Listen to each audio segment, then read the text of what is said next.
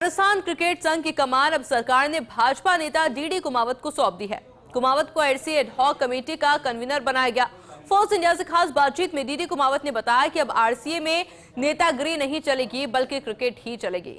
प्रदेश के क्रिकेटर्स का हित सर्वोपरि होगा। सभी जिला संघों से बातचीत करके आगे की प्लानिंग बनाई जाएगी और साथ ही आरसीए के टूर्नामेंट कराना और पारदर्शी चुनाव कराना प्राथमिकता रहेगी। इस मौके पर आरसीए एड हॉक कमेटी के कन्वीनर डीडी कुमावत से खास बातचीत की एसोसिएट एडिटर नरेश शर्मा ने।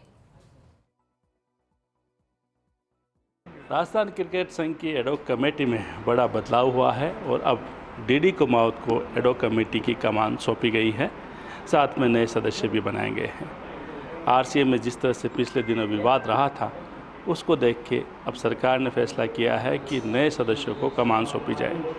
चुनौतीपूर्ण काम है और क्रिकेट को आगे प्रदेश में बढ़ावा भी देना है, तो किस तरह डीडी कुमावत इस चुनौती को स्वीकार करेंगे और इस जिम्मेदारी को निभाएंगे, बात करते हैं आरसीए की एडहॉक कमेटी के नए कन्वीनर डीडी कुमावत से। डीडी कुमावत जी, आरसीए लगातार आप देखते आए हैं कि विवादों से घिरा रहता है और इस विवादों के चलते कह सकते हैं प्रदेश की क्रिकेट पर भी असर पड़ता है। संभवतः यही एक कारण होगा जिसके बाद सरकार ने फैसला किया कि अब इसको नया रूप दिया जाए और आपको जिम्मेदारी दी है।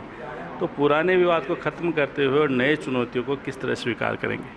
देखिए, क्रिकेट से लंबा अनुभव है जुड़े रहने का और कई चुनावों में क्रिकेट जो चुनाव हुए आरसीए के 2008 से लेकर, उनमें सब चुनावों में भागीदारी रही है। निश्चित तौर से चैलेंज है, परंतु इस चैलेंज को सभी जो हमारे एडहॉक कमेटी के सदस्य बने हैं, पुराने लोग हैं, उनके अनुभव का और नए लोगों के साथ सामंजस्य बिठाकर उनके साथ रहकर और सभी 33 जो हमारे ज़िले हैं उन सबको बातचीत करते हुए, सबको साथ लेते हुए अच्छा काम करेंगे। एडहॉक कमेटी जो होती है ये एक व्यवस्था के तहत बनती है और उसका मुख्य जो काम होता है वो चुनाव कराना है और साथ में तब तक क्रिकेट की गतिविधियां भी संचालित करनी है।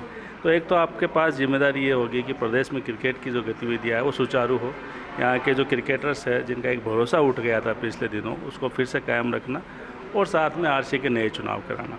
तो ये जो तमाम काम है, तमाम लक्ष्य है, उसके लिए कुछ रणनीति बना रहे हैं आप?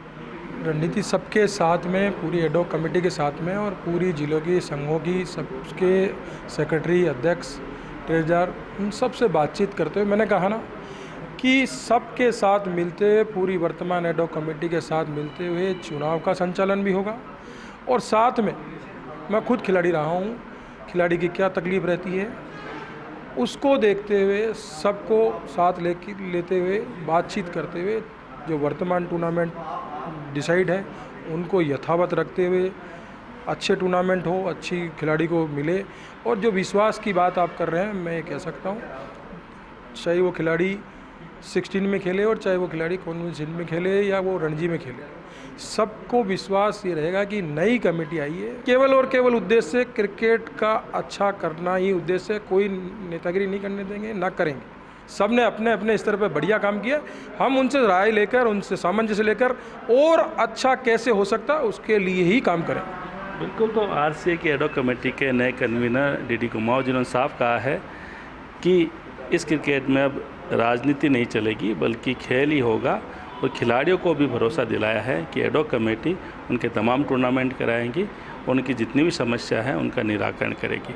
अब देखना ये है कि जो कांटों का ताज मिला है उसको किस तरह से ये सहेज के रखते हैं और किस तरह से प्रदेश में क्रिकेट गतिविधियों को संचालित करते हैं। कैमरामैन नरेंद्र के साथ Naresh Sharma, first India news, Jaipur.